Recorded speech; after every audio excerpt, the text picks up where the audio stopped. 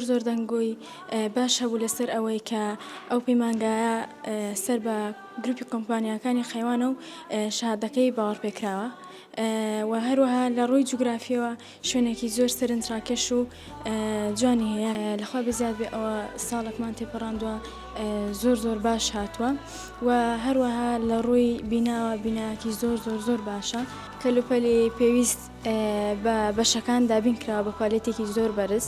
ئێمە لە ئارتیڤایی خاوەن کافتریایەکی بەرفراوانین هەم لە ڕووی نرخەوە هەم لە ڕووی کوالیتی خواردنەکانەوە لەخوای بەزیاد مشکلەمان نەبووە زۆریش.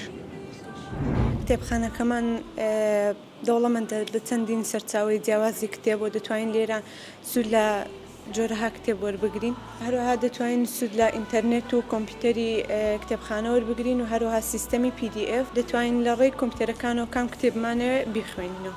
هۆڵی کۆنفرانسی RTVI لە پەیمانگای تەکنیکی پیشەی ڕاپەڕین هۆڵێکی تەواو مۆدێرن و سەردەمیانەیە.